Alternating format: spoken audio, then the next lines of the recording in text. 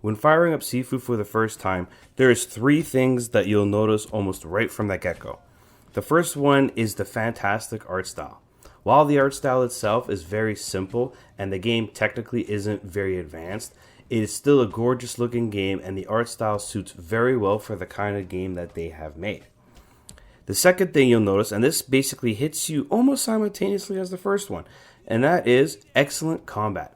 The combat in this game is without question some of the best melee combat I have ever played, right up there with the Souls games. I can't count how many times I thought to myself, man, if Sloclap can get a good shooting mechanics in here, we could have a fantastic John Wick game. Because realistically, the art style and the way this combat system works would make for an excellent John Wick adaptation, and I'm kind of hoping that we see another Sifu game down the road. The third thing that will hit you, and this comes a little bit after the first two, and that is, this game is hard. It is most definitely not a button masher. Like, this is the kind of game where you really have to approach each fight and have to study your opponents, learn how to defend, and realistically learn how to micromanage multiple targets at once while maintaining your stamina bar as well as weapons and your focus bar. I mean, there is a lot going on at once, and it has a very steep learning curve. So much so that the learning curve and the difficulty of the game can be off-putting for many players who try to pick this up.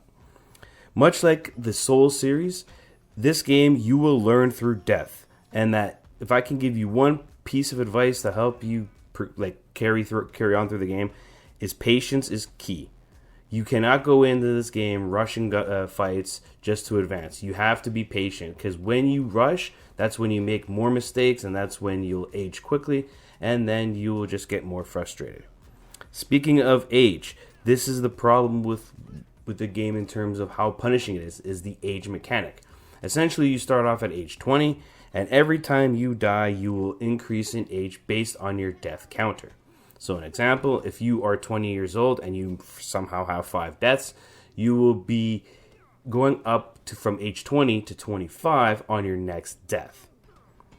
However, there are a few little enemies that you can kill, as well as you can exchange some experience currency to reduce that death counter to keep your age progressing slowly.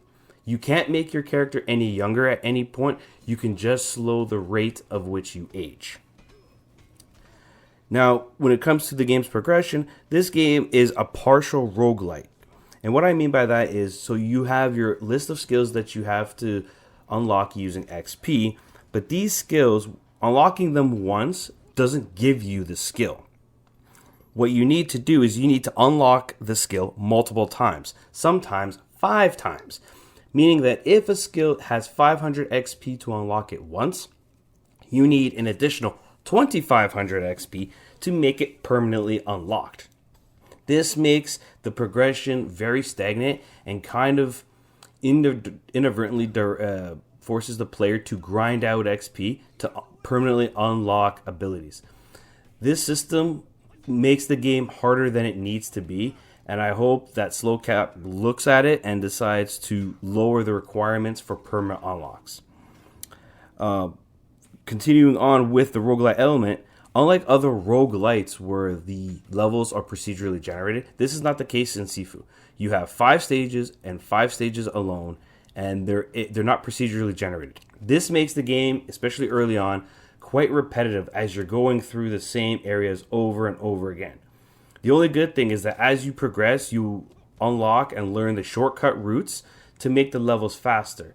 Unfortunately, the shortcut routes are very inconsistent. And what I mean by that is, the second stage, for example, there's no real shortcut to get from the beginning of the stage to the boss. But on the third level, you can actually get a shortcut right from where you start the game right to the boss.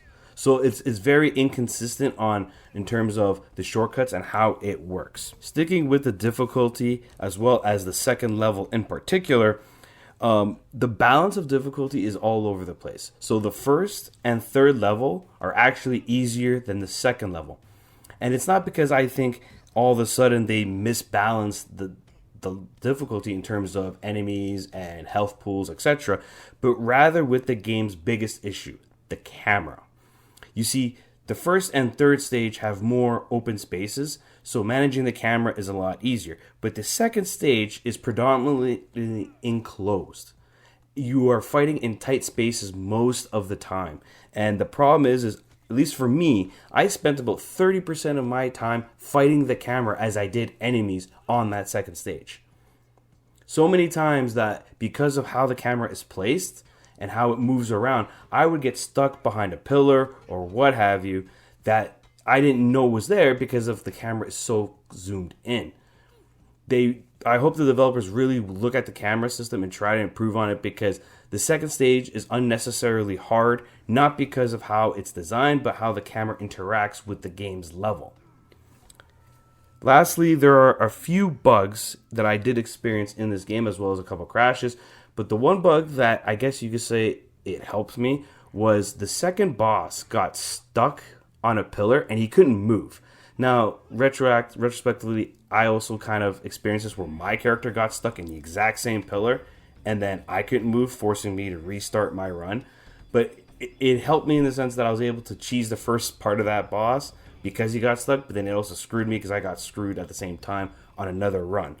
So there was a few bugs and glitches that happened throughout the game that I hope the developer goes back to improve upon.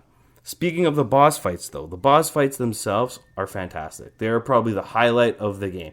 When you fight a boss 1v1 and you go through the merits of reading the movements, countering them, learning how to beat the boss, it is the most exhilarating part about this game. It is what makes the game the most fun. Again, going back to the combat mechanics, the combat here and the animation is so good that it's what makes the game worth playing, and it's what makes it very fun to play when you're not frustrated by its difficulty. Lastly, the game does have a very, very, very basic story. There's nothing very fancy about it. It is just there. It is a prototypical revenge story.